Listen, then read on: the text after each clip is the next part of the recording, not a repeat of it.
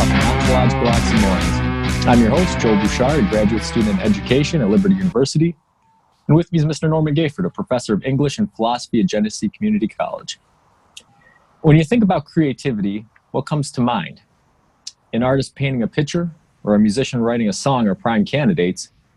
But what about someone writing a technical manual for your phone, or making a peanut butter and jelly sandwich? They're creating, but are they creative? Can we separate the two? What about a painter and a musician?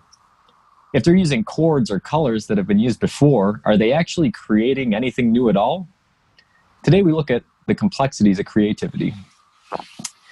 All right, so we'll take care of some kind of house cleaning business first. Sure.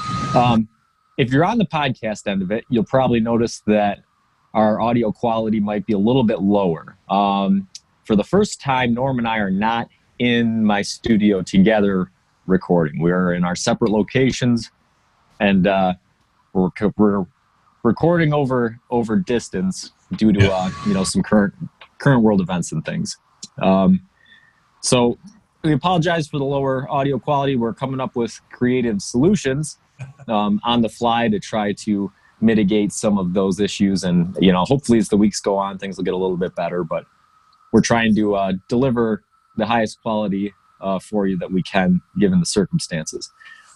Part of that is if you're not listening to the podcast version, then you're probably actually watching us on YouTube, because we're using Zoom to do the podcast remotely. So over the course of our testing, we decided, well, hey, if we're going to be doing the recording via distance anyways, might as well use the video, put it up on the internet, and maybe some of you are interested in what we look like. Probably not. And I'm just realizing, Norm, you probably have you've only seen me a couple times now since I shaved my beard, and I didn't mention it. I didn't remark about that because I assume that may be going to either accommodate spring or accommodate face masks or both. Yeah. I'm going to have to do the same thing, apparently. Well, our new viewers will never know what my beard looked like, so. Well, it was a mighty fine Herculean beard, but it's farewell to the beard. Yeah. All right, so we'll get into it today. We're talking about creativity, and it's going to be an interesting podcast, and I think that we talked about a little bit. The video format will lend itself well to it, because I know we're going to do a little bit of show and tell, some demonstrations. We're both creative people, and there's parts of the philosophy of creativity that it can be demonstrated in a very important kind of visceral way through the actual acts of doing it themselves. So we'll get into that, as well as cover our normal topics. So let's start with the essence of it. What does it mean to create or be creative? That discussion, I don't think there's a beginning point to that discussion, so we're not going to do it like a historical review, really, but we'll touch on a couple of things. But in the ancient world, and that goes right up into our own time, the dichotomous, bifurcated topics of the artistic and the creative and the imaginative came through the metaphor of the Dionysian and the Apollonian, the two opposing forces, if you will, put in metaphorical terms of the Greek gods. So that was talked about from back in Socrates and Aristotle all the way up through to Schopenhauer and then into our current time. So the Dionysian is the Dionysius was the god of wine and celebration and so on and so forth. Ecstasy, intoxication, not necessarily literal intoxication, but the intoxication of spirit and vitality and passion that goes into an artwork. But then there's also the Apollonian, which is the spirit of Apollo, order and temperedness and reduction of chaos, restraint. So take the marvelous creative passion, that inspiration that people sometimes talk about with the muses speaking to artists, and then try to put some order to it. And the two of those together are in conflict for a while, as for any indeterminate amount of time within the artist or the creative person's mind and heart. And then out of that collision, a compromise takes place. And a compromise would be the piece of art. Right. So we already have, a very different sort of definition of creativity classically than we have in modern times, because up until around the Enlightenment, creativity wasn't looked at as something that the individual does so much as something that kind of comes to the individual through a divine inspiration. That's right. So, until fairly recent modern history, creativity wasn't really seen as something that you had a whole lot of control over as an individual. You had to be open to the visitation. It is interesting because it's in a sense, not reduces. It starts out from a place where the autonomy of the individual is really not the major part of the equation. As you say, it's an outsideness, but it's still, and there are still those who say it's still an outsideness, that the inspiration comes. Even Kant was with Immanuel Kant would say the imagination is powerful, but all the materials for the imagination are already around us in nature, and so we are interpretive in a sense. But for those who said it did come from the outside, yes, it's just up to you to be open to it. If you don't have the skills or the capacity, the inspiration can be there, but nothing's going to happen. Right. So let's look into it a little bit for our definition. So where do you fall on that? I might be cheating because I might already have the answer. But, so what do you think? Do you think creativity is largely an individual choice, or do you think that it's an inspirational sort of event? All right, I will speak from my own experience first, and I'll keep this brief, but I need to contextualize just a touch. So I'm someone who, from early age, was susceptible to imagination, and that was encouraged in me, and I still am full-blown embracer of imagination. One of the earliest essays that I read as an undergraduate was Samuel Taylor Coleridge's piece on this very topic. And so I don't want to use the word indulge because that sounds so 21st century, like, oh, well, the arts, we just sort of do those because they're extras. That's how school curricula refer to them. Indulgence sounds like, oh, well, that's just something I do because I'm privileged and can, or that's something that I just do when I'm not doing my real stuff. And I don't buy into that at all. That's not acceptable to me. It's not an indulgence. It's an embrace of the deeper part of what makes us human. Am I getting off track, Joel? No, I think that's an important part of it. So it comes from for me, as someone who, I thought I was going to go to, I wanted somehow in my teenhood to think that I was going to go become part of the Marvel comics creators in New York City, a sort of mythological, folkloric place that didn't really necessarily exist if you read all the stuff by Stan Lee and others. But for a kid, that's what I wanted to do. But I was sketching and so on, and I had an art teacher who was encouraging me, but I never really produced a portfolio, you see, so there wasn't anything I could do about it.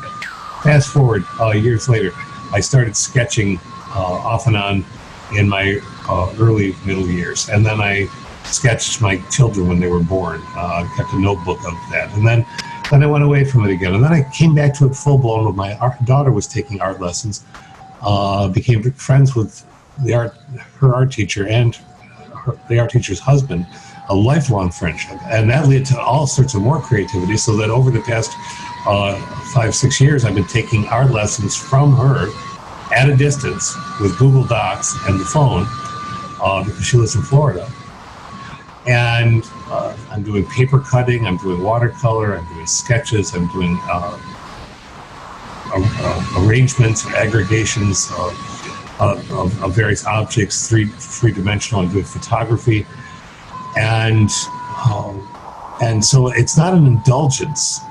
It feeds me. It leads to my creative deepening and my this is over talking about my feeling of a wholeness, of being able to function, especially in a world going as it is now.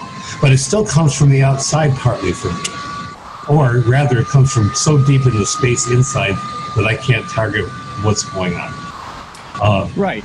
Yeah. So if you're looking at it, the original question is it a choice or is it an inspiration? And what you're saying is it's both. You're right. Yeah. So, and I feel the same way, which is that, I mean, yes, I choose points in time to pursue creative endeavors. I'll set aside time. But the reason I set aside time is because I feel compelled to do it. I can't not do it. And, there's a lot of people that don't consider themselves creative.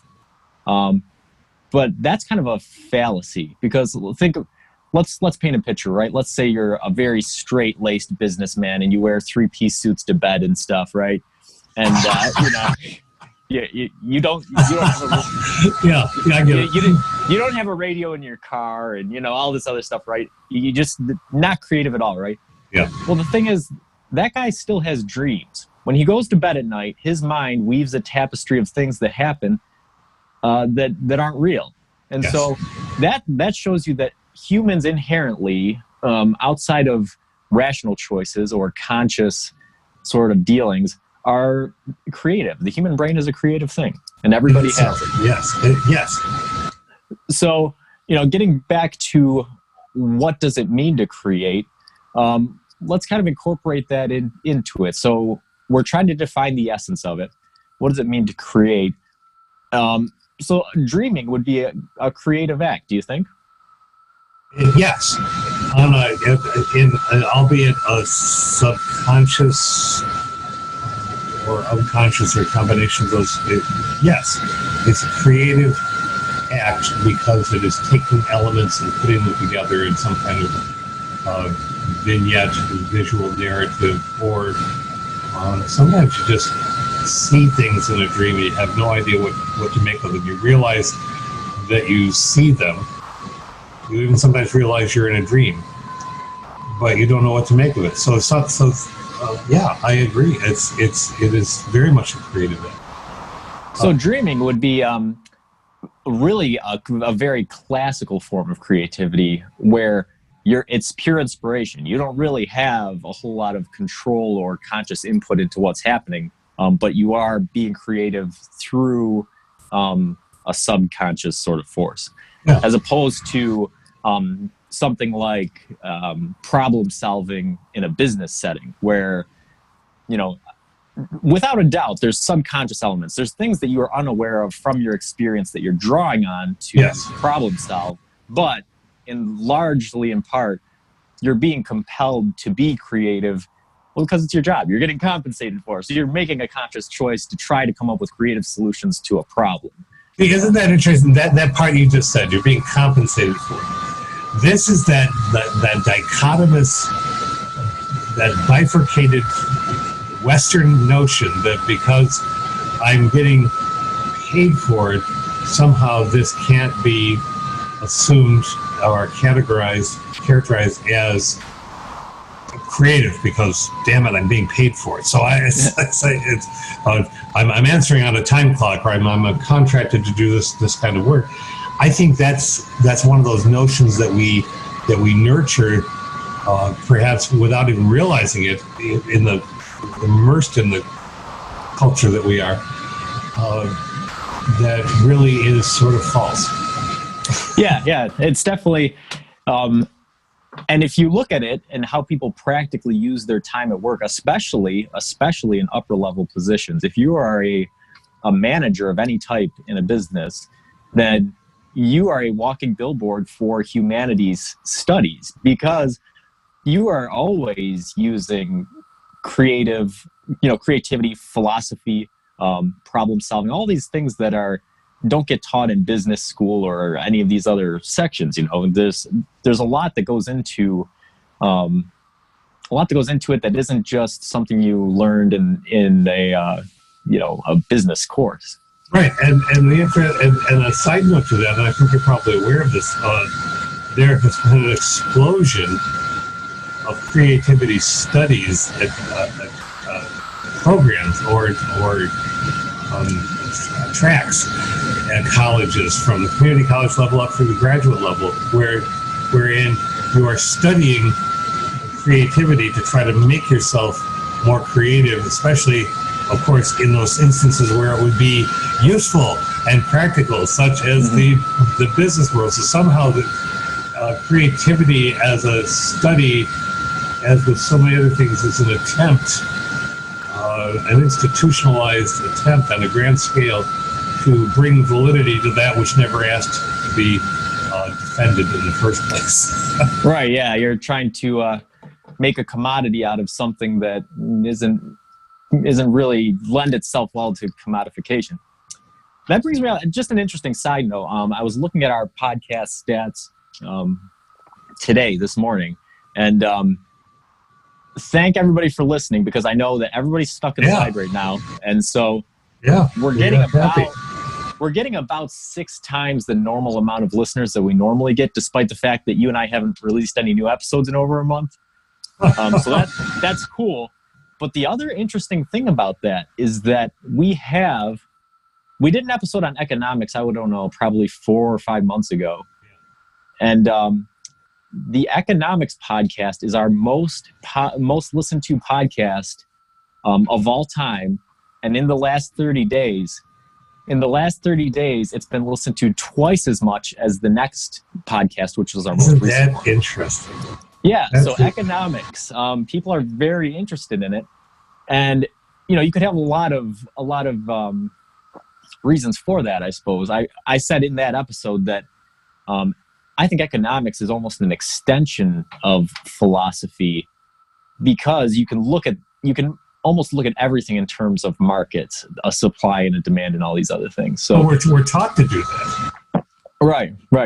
It's kind of an inherent part of every interaction is economic to some kind of extent, But yeah, it was just kind of an interesting side note, but it does play into what we're saying, where our culture is so focused around that sort of commodification, and how creativity plays into that. They seem very diametrically opposed, but you're right. People are going to great lengths to try to integrate them. Yeah, well, and so you find articles. There's a network, a blogosphere of a kind for CFOs and CMOs and people, as you say, in the upper levels of management and business, and they go Google-eyed over when they find scientific studies that help us figure out how to improve our creativity. And I'm not mocking that. I'm making a little light of it, but I'm not mocking it. But it's fascinating that there is a layer of personality that needs to see data in order to somehow. It's as if the data is the firewood that's going to stoke eventually this creative flame. And so we'll gather up the data, and maybe if we put enough data together, we can figure out how to do this.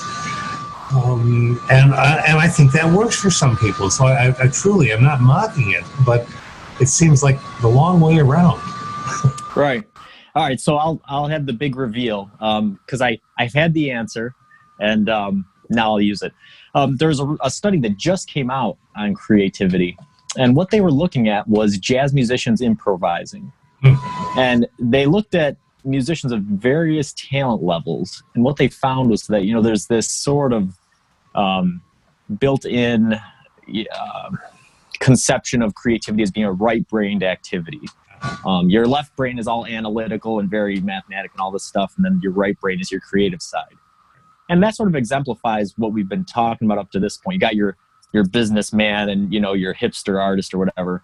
Well, what they found in this study is looking at improvisational jazz musicians is that it's not right or left brain. Creativity occurs on both sides of the brain, but it occurs in those parts of the brain dependent on your experience and knowledge of the art you're taking place in. So what they found is experienced jazz musicians, guys who had a very strong grasp on music theory and structures and modes and all of these things. They found that those guys, during improvisation, during creative acts, relied on the left side of their brain because that left side had all of the information about how music works.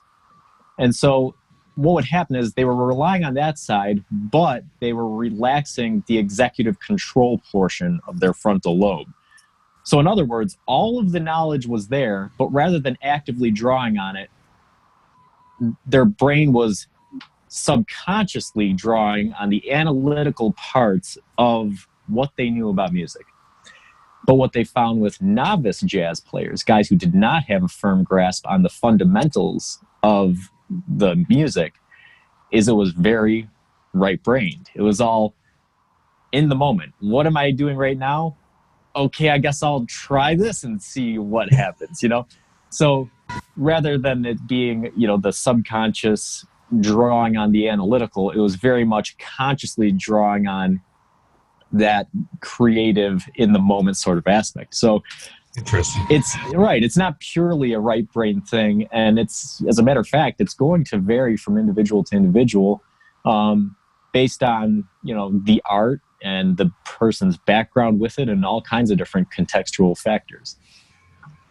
You see that, and the commonality, as you've summarized that really well. The commonality is that in both cases, there is this really, really fascinating giving away control or making oneself vulnerable to the unknown. Mm-hmm.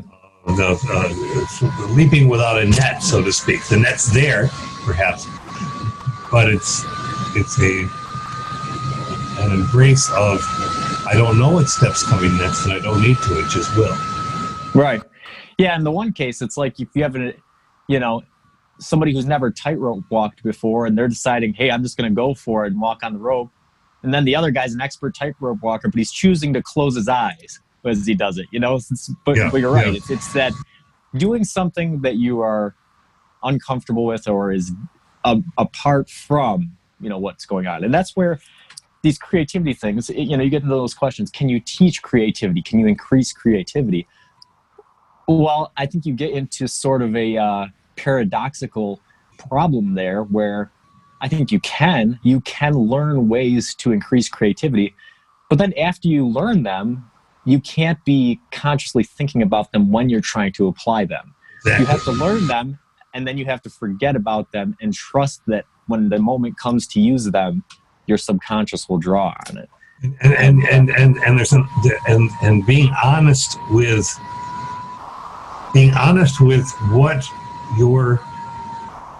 whatever you characterize it as, your brain, your heart, whatever, your mind, your imagination, is seeing within what you were seeing. I think that one of the great blockades or borderlands for people is the idea that art somehow must be, visual art particularly, must be strictly representational, and that only if something looks really close to what the thing is that was the subject has art been achieved, when that's only one small accomplished layer of such a diversity of images. So there's an attempt to control what art is by putting these parameters around it. But what you were just talking about before, it reminded me of Ralph Waldo Emerson. Have you read Emerson at all, Joel? Yeah. Yeah. All right. So the two things that he said: it's a happy talent to know how to play, and imagination is play.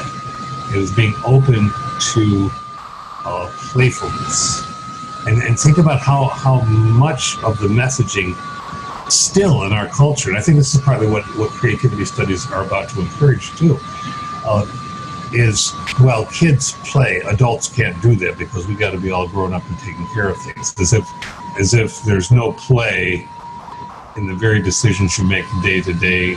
Those things you were describing about before, the business person in the three-piece suit, sleeping in the three-piece suit, which was playful imagery, to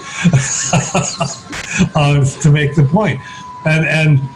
And Emerson also said that there are two terrors that discourage being creative, and one of those is a fear of public opinion. Well, that would be a peer fear, or whatever sphere you're talking about, and undue reverence for one's own consistency. As in, oh well, if I did this well, I got to do the next one equally well, because if I don't, then I'm obviously not good at this at all, because being good at something means always being good at something, and that's ridiculous. Right. Yeah. And I think that's what, when you become, a real artist, somebody who has any kind of experience making art of any kind, that's something you are going to struggle with. It's almost like a Campbellian cycle. You're going to get to that point where, you make good things, and then you make something and you look at it and you go, you know what, that's not bad, but I don't like it. And I think that's when your brain is transitioning over from doing that right-brained, just in the moment sort of thing, over to the analytical part. And you're realizing, no, this isn't creative anymore. I'm just using the things that I know about this to regurgitate something that I think is going to be good in public opinion, or I think is going to be consistent with the things I put out before. Right. And I think that's the crucial point for artists, is when you have to realize, now I need to learn how to relax the executive control and just trust that I'm going to do something, that is creative. Yeah. Otherwise, you're making stuff. This is what you asked when you posed at the beginning. Think of how many musicians have revealed or spoken over the years of, at some point, being pressured to make the same kind of thing that they made in a previous album. And so they could, and it was making something, but was it deeply creative? Probably not, because it wasn't taking the risks. It was just being on cruise control. How many people really enjoy being on cruise control in a car? Well, if you're going a long distance, sometimes it makes things easier, but then you're not paying nearly as much attention as you might wish to. Right. So, yeah. Yeah, this seems like a good time to. I'll do my section with the music, because this is something that I've realized as I've looked through things. If you go on YouTube, right, and you decide you want to learn how to be a good songwriter, right, there'll be a lot of tutorials, and a lot of them will say very similar things about songwriting. Things like, okay, well, if you're going to have a good song, you're going to want to stick to the tonic chord, or you're going to want to change chords, on measures and do certain things, right? And so what I'll do is I'll play you a very short kind of excerpt of what a good songwriting tutorial would give you. And we'll, for the sake of it, we'll do a ditty for our podcast, and I'll use it for the exit music at the end when we're finished. So a little bonus feature if you stick around. But yeah, so if you followed, what good songwriting is, this is kind of what you'd end up with. Welcome from nowhere to nothing. So what's wrong with that? Nothing's wrong with it, right? It's musically sound. You're moving from the tonic to the fifth to the fourth. That's the strongest chord progression in music. It's used in all kinds of songs. There's thousands and thousands of hit songs that have been written with it. The rhythm is very even. The chords change on time. Everything about it is musically perfect, other than my sloppy hands and tone deaf voice, right? So there's nothing wrong with it, but is it the most creative thing you could make? No. So what things could you do? Is creative songwriting good songwriting? Are they synonymous? And that's some questions you can ask. Surely somebody, people have taken those three chords and done creative things with them. But there's other ways you can get around it too. So, one thing you could do is just change up the rhythm, right away.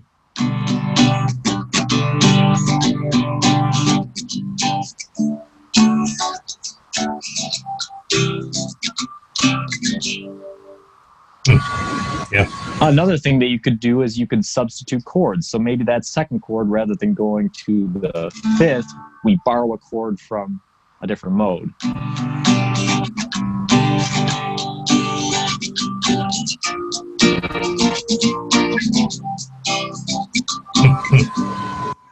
And right there, it still sounds good, but it has a feel that is not that generic, very played through. It experiments. Another thing you can do is you can augment chords. So maybe I take that last chord, and rather than playing a straight C, maybe I make it a major seventh.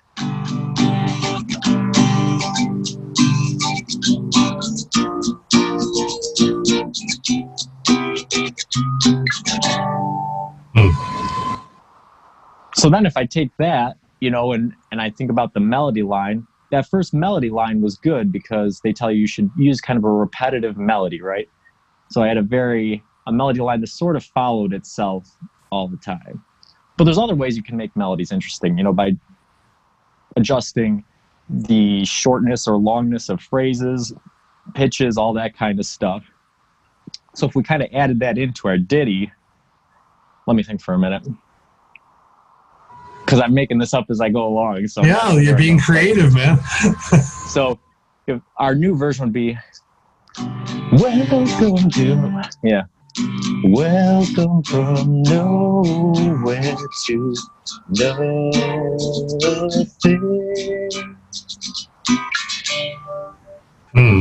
Which is much different from welcome from nowhere to nothing. You see, that came from the first thing, but it's just one of them is textbook songwriting, and one of them is if you put a creative twist on it. And there's millions of different ways to do it. That's just one way. I just took one element. I just looked at the individual elements of the little ditty and changed one thing on each one. And you can change them to anything you want and come up with something different. And not all of them are going to be good, but we'll talk about at the end what good creativity is. But that's just an example. So it's an excellent example, and I'm sitting here. I love to hear you play, and what you're putting me in mind of is many things.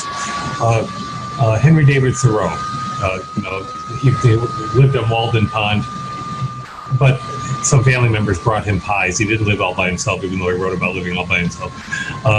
Nonetheless, it was good writing. But he says the world is a canvas for the imagination. And it's not what you look at that's really what matters, but it's what you see.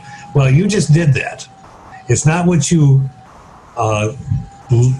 hear It's not what just comes into your ears, but it's what you are hearing underneath it, and all of the possibilities. And that is where the choices begin, and the experimentation begins, and the chaos. Nietzsche said you have to have chaos in your soul if you're going to give birth to a dancing star.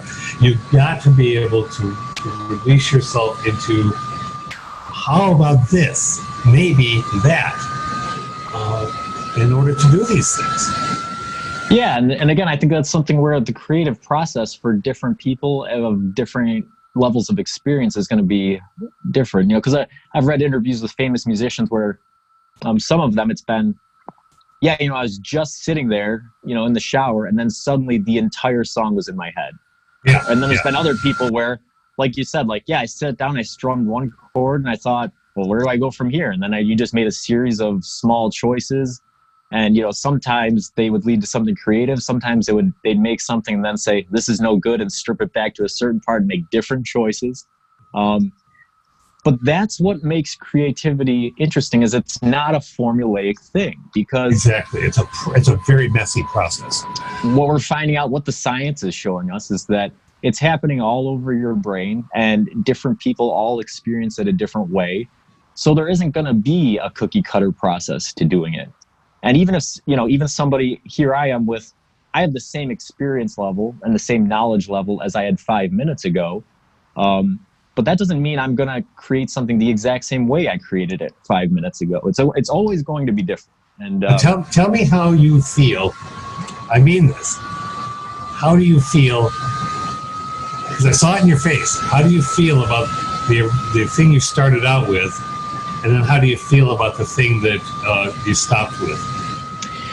Yeah, the thing I started out with, I really don't like. And my music is out there online, and anybody can listen to it. And people who have probably realized that I go very far out of my way not to write anything that comes close to being a popular sort of progression. But within that, I do try to create music that has a popular or catchy feel to it. A lot of my favorite artists did that. Probably one of my favorite bands is Soundgarden. They were a big rock band during the 90s. Mm-hmm. And the reason I like them so much is because they had all these radio hits, things that would get stuck in your head, things that you listen to, it's very good. But they always wrote in weird time signatures, in weird guitar tunings, in very strange, eclectic things.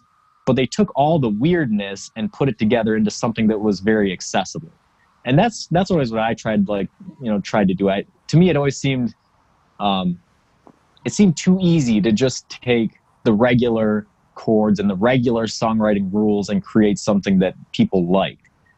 And it always felt like you could create something that people, using those, you could always create something people liked, but not something that people loved.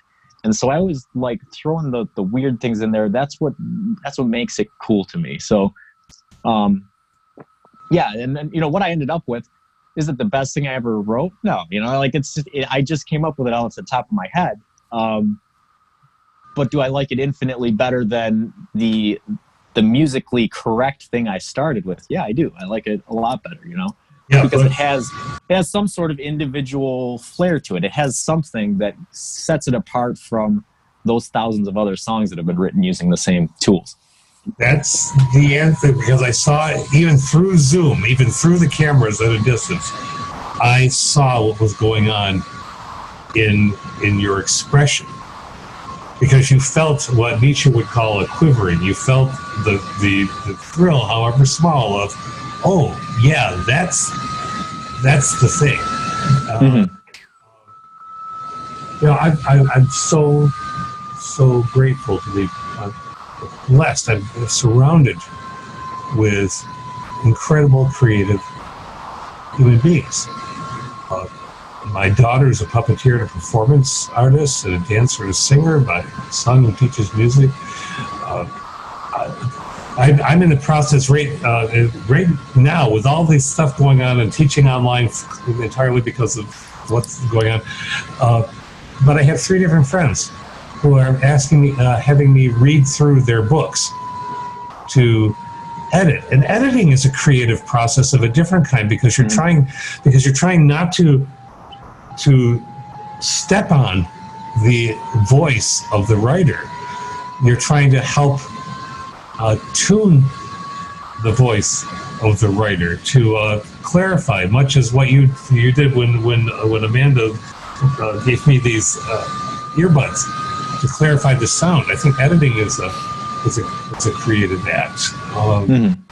You know, so but all of these, and there's so much creativity right now at this historical moment where people are going online and doing impromptu concerts from their living rooms, and comedy and scene work and reaching out to people on the other side of the planet. My daughter found this little opportunity that's pretty amazing. So this weekend, next week, she's going to do a second lesson with a group of children from Scotland because their mother reached out to a small service where artists had applied. So they're going to be learning puppetry, playing with puppets from somebody who's a trained puppet, nurturing their creativity, not saying, no, here's the formal master's degree level of puppetry. No, just playful. You know John Dewey. You've studied John Dewey because of your education. He said, because he's a pragmatist, of course, he said, every great advance in the sciences anywhere comes from issues from an audacity of the imagination. Now, that word, audacity, what do you think of that word? Yeah, it sounds like, you know, it's something that it flies in the face of the status quo, you know. It's something that stands out. Yeah, a boldness, right? A boldness, which is also about leaping from a vulnerable moment. There can be nothing more vulnerable in a creative sense than to do what you just did. Hey, I'm going to pull out my guitar. Yeah, I'm used to this. This is my home studio, but still, to make that step and say, I'm going to work on the song right now. Yeah, and you know, especially when you're doing it, and you know people are going to be listening, and then like you screw up starting out, it's like, oh shoot, like maybe I should go back and edit that out. But you know, they wouldn't be honest. You know, that's the thing of it. It's like we were talking about. That's the authentic part. The biggest fear is public opinion and consistency. You know, and that's the thing is you got to get over that at some point if you're going to continue to try to put forth something that isn't just, you know, what you've always done, you know? Manufactured, yeah, wrote in some way. Yeah, this is interesting, Joel. It really is. Should I guess I should try to be fair, to be quid pro quo. I should try to do something too. Yeah. I will try not to be long about it, but it's going to involve doing a visual screen share. So you can fill in the space while I'm clicking. Okay, I think I found what I'm after. So these are going to be two quick moments, or relatively quick moments, but to illustrate from the visual side of somebody who's finally come to the place with his teacher. That would be me. I came to the place where I said, you know what? I realize that I am an artist. And she said, we finally had the breakthrough. So here's something, I don't know if you can see it on your screen. Yeah. Okay. So I do a lot of walking and I carry my camera. And sometimes I end up seeing things, take pictures, do paper cuttings of them, sometimes watercolors, but sometimes I just play with the image. This was no play whatsoever, except the play of the imagination. I was walking along our railroad tracks where I live. It's fascinating because you always find things popping up. And I walked along and there was this aggregation of elements. What do you see? It looks like in the gravel, there's some kind of rim over there on the right.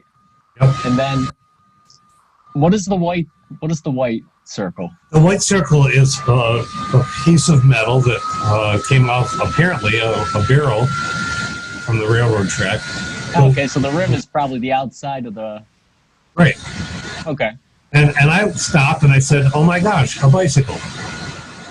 Oh yeah, there it is. Yep, I see what You said, now, what just happened? I said, oh my gosh, a bicycle. And you said, oh yeah, there it is. Something just, all the elements and a suggestion came together, right? Right. I said, I'm walking along and I look and I said to myself, oh my gosh, a bicycle. And there it was. But I was laughing with my art teacher a week ago because I shared this with her because this was from a few days, well, a week ago or so that I took this. And she said, oh my gosh, spectacles. Oh yeah. Because she has a friend. You see her face too. Yeah. Yeah, and so I said, oh, it's spectacles on an owl, and an owl's raising his eyebrow. Well, owls don't have eyebrows, but on the left-hand side, over that white barrel cover, there's this piece of wood, and it looks like an eyebrow lifting, and then there's sort of the scraggly feathers. We're making things out of something that was just sitting there. Yeah, and you can see it too. The longer you look at it, the more you start to see. And that's playful. And then I went and I intruded. So there was a mossy block of wood nearby, and I just took it and I tossed it in. I said, there's the seat to the bicycle. Nobody's going to mistake that. So, is it art? It's not high art. Is it play? Yes. But is it also sort of nurturing what one stumbles onto? I'm going to scrabble down to something else. A little bit later on that walk, along the track, I came upon this stuff that every element of my being was saying, danger, Will Robinson. This looks toxic. This looks awful. Something was shattered. Something was broken, and there are these pieces that were very troubling. And the colors, though, they were so interesting to me. But I began, so I took the image just because of the colors and these things that look like melted steel and plastic, and so I went over. I had gloves on. I picked it up. It was light, but it was strange, and I still don't know what all this stuff was. But I went back home and was playing with filters on it because in my head I saw a space helmet. I saw ice. I saw a ship that had been fragmented. I saw what was remaining of the person who had flown it and floating in this debris field in space. Now, people would think I'm insane. Maybe, but I don't think entirely. But it's about being aware of where your imagination is going, and looking at things, but not just looking at them, but seeing what you really see in them. And then there's this last thing. I found this clutter of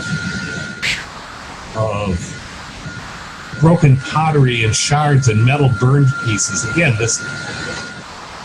but it spoke to me, and so what I did was I started arranging. Down the tracks, about a quarter of a mile later, I found these 3 casings, Joel. They're about 6 inches long each. They're hollow.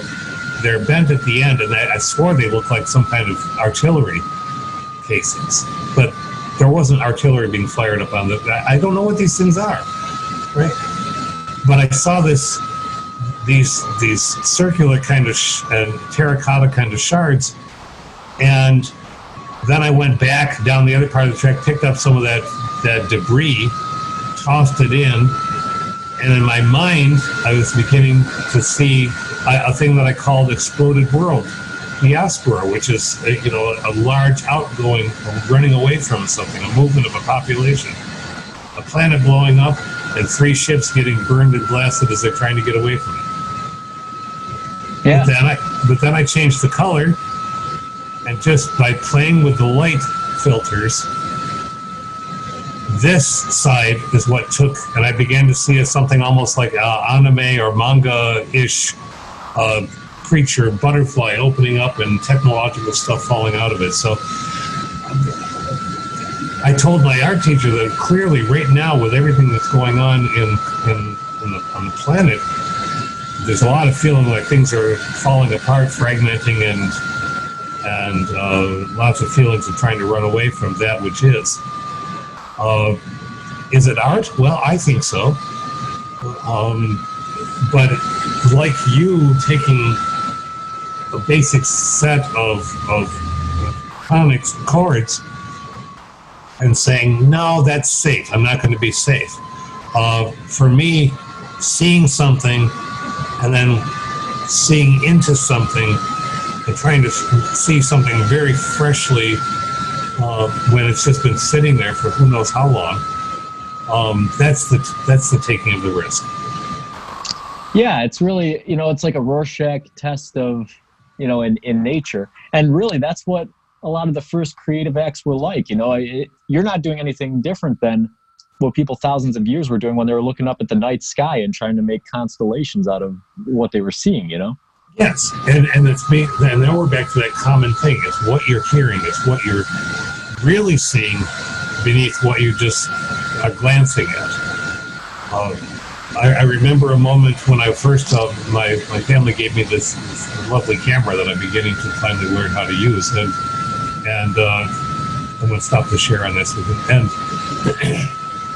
And I took a picture of underneath a bridge, a creek bridge at the bottom of our hill, that had cracks and it was sort of silicate elements in the wall. And I said, there's something in that wall, and I've got to figure out what it is. Well, by degrees, I did a set of shots in which I was changing the light values. And eventually there wasn't a wall at all. There was a constellation, which was just the pinpoints of light that were from that silicate material. So a wall suddenly becomes an entire universe. And for me, that's what the creativity is about, is finding the honest, what you're seeing beneath everything. Yeah. Yeah, this has been so good because we've come so far in talking about the topic itself, and we haven't covered anything that I had on the agenda. And it's great because everything that we've done, I felt like, has been very important to talking about creativity. But now it is kind of leading us back into a couple of the questions that I had. So, and things like this.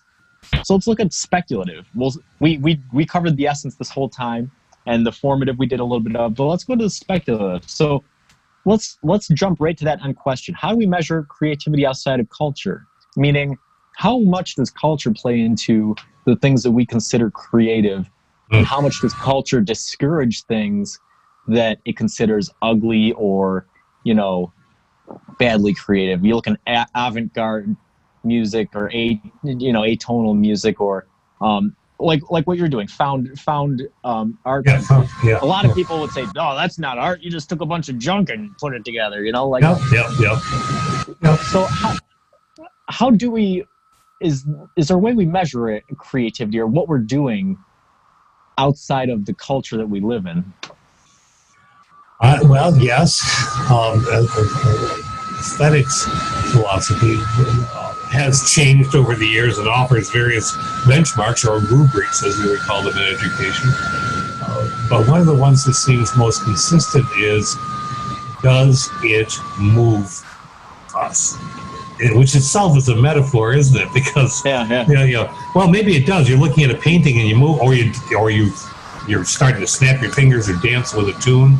You start to move your head. It really does move you. There are some things you hear and you say, okay, can we get to the next thing? And there's some things you hear and you say, yeah, I really like this.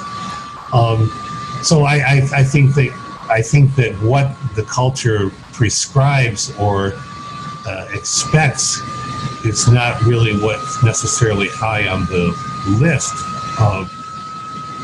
The older, in the 1800s, 1800s, the word sublime got used a lot, and we've talked about that. And so that which is so awesome that we realize there's something going on there, even if it's, as Nietzsche says, that little thrill, that little quiver, that moment when you know there's been a transaction, to use the business phrase, if you want to do transactional analysis, that moment when that piece of work affected you, just in being there, whether it's the ripples and sound waves coming to the ears, or whatever is visual, and not every single thing is going to move every single person, because if it did, then that would imply that there's just a mundane universality that if everything's art, then nothing is. But the things which move you, one could say, are art. Right, and I think that comes, it's almost like looking in a mirror, right? We've talked about how the process of creating things is different for every person. Well, I think the process of interpreting what's creative follows that same thing. You know, you're using different structures of your brain to interpret what you think of as creative or what you think of as art, and everybody else is doing the same thing. And that's why art is always controversial. Every single person on earth doesn't look at something or listen to something and everybody say, this is good, it's unanimous. You know, like, no, there's always going to be people that say, hey, this sucks, or this is boring, or this is just bad, you know? And we got to realize that, I could write the first version of that song I wrote, very safe, musically, like I said, musically textbook. There's nothing wrong with that song, but I don't like it. And I'm sure that there's lots of other people that don't like it. And to me, the reason I don't like it is because it's boring. Somebody else might say it's bad. Other people might say, no, it was pleasant, or it was serene, or it was... Everybody's going to have a different adjective for what they thought of it. And the end product will be the same thing. You know, I kind of like what I came up with at the end, but some people might think, no, it sounds too, it's too this or that, or, whatever. And I think it's just the same thing with any sort of form of art. Culture definitely plays into it. You know, you look at what Indian music and, what kind of times and musical modes they have versus American music. And yeah, things are going to be more pleasing to one ear than the other. But they might be intriguing. And see, and it's not, and so, yeah, they might be pleasing. I think, and pleasing is important. Sometimes you want that, but pleasing doesn't necessarily, as you say, imply serene. You may be going for a serene effect, and you can have an incredibly involved intrigue for how you're being made to feel serene, because you're actually investigating your mind. What has this artist been doing that creates this? And movie scores are great for that sort of thing. Oh my gosh, yeah. I'm sadistically watching the Lord of the Rings trilogy while bicycling inside. Oh, Howard Shore.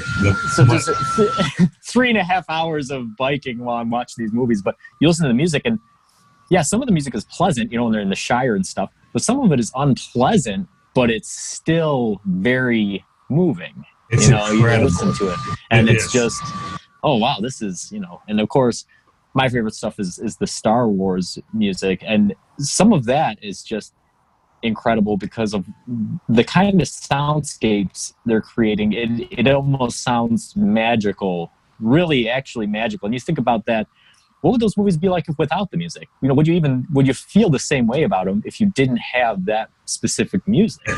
Exactly. That whole well, this is a discussion my son and I have had forever, since he was, he's an adult out there doing his practice. But when I shared soundtracks with him from when he was little, and we still have this thing where we will challenge each other. We'll listen for 2 or 3 seconds. Who wrote this? Which because it's looking for it, because you can tell when John Williams wrote something.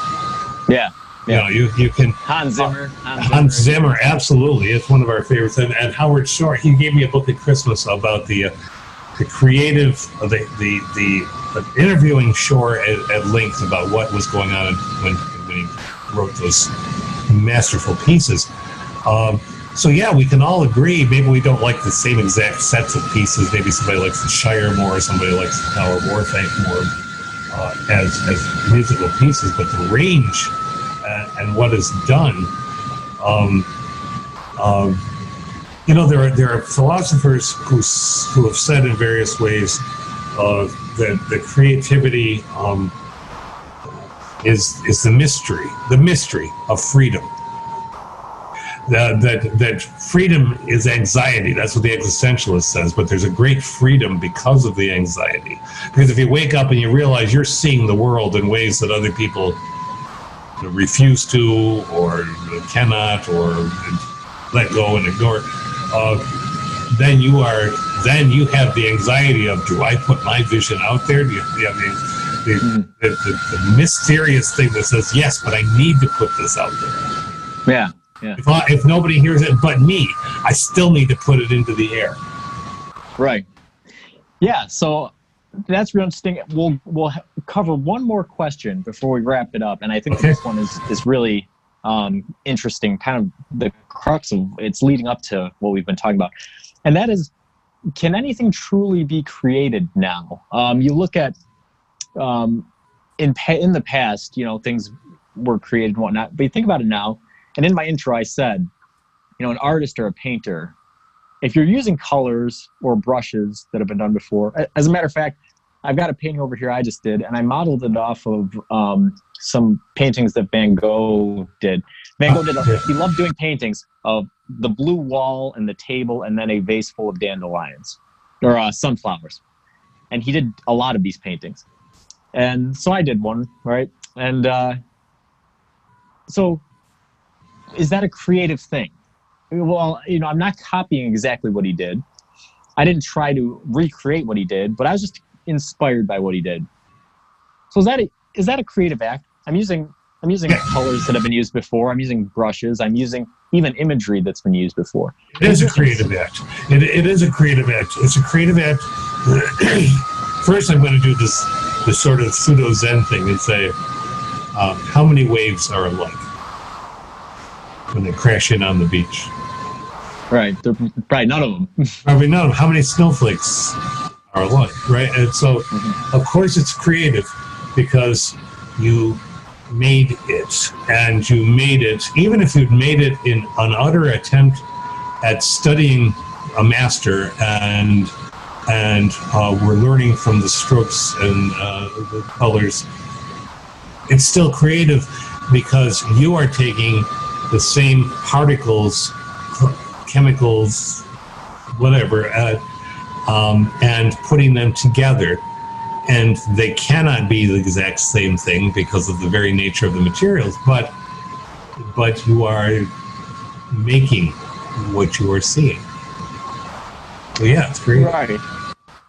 So, all right. So let's go a little bit deeper then, right? So let's say I'm a forger, right? I'm trying to exactly copy what Van Gogh did. Is still creative? Yes, and I will tell you, my mind has changed about that to some extent because of a novel by a science fiction fantasy writer named Brandon Sanderson. A novel that I just read about a month ago. I'm trying to find quickly on the screen the name of the piece because it's about a forger, except the forger is in this world. It's called the Emperor's Soul. A forger can make pieces of art and then steal the real piece and leave her piece in place of it in a castle or in an emperor's zone. And people will say, why? Why are you doing that?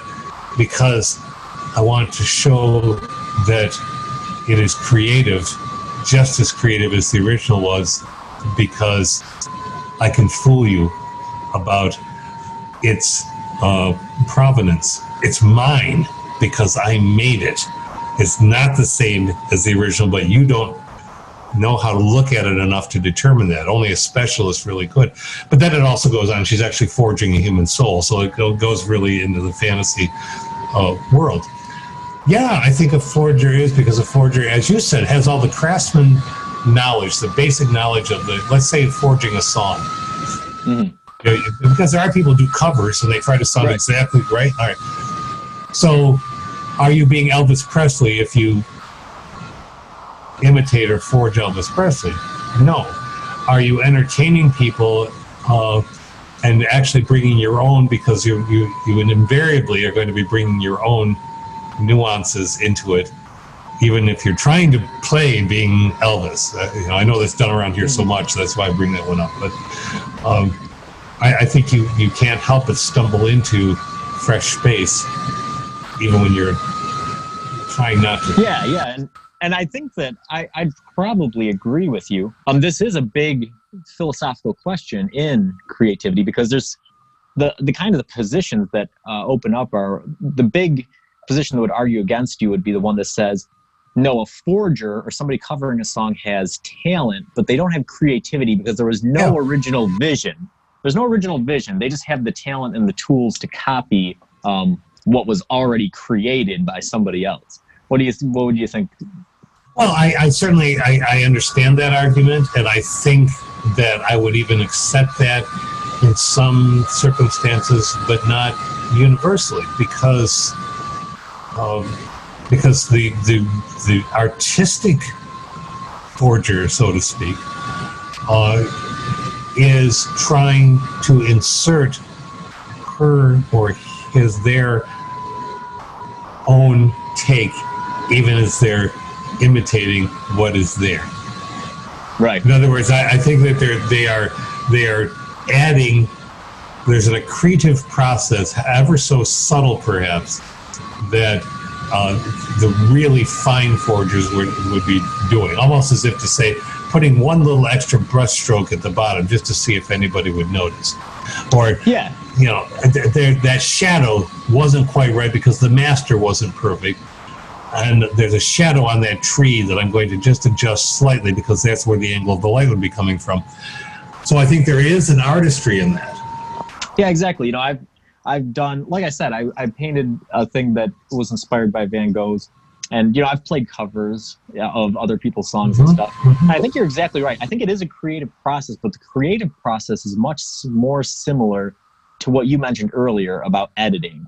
Because I also do audio mixing and mastering, that sort of thing. Yeah. Like you said, it's creative because you're starting out with something and you're trying to end with something else, but you're trying to work within a certain set of guidelines. That's the Apollonian part. Right. Without you're using the restrictions to try to accomplish a certain goal. And like you said, I don't think it's any less creative, but I think it is definitely different. It's a different type of creativity. Yeah. It's been fun.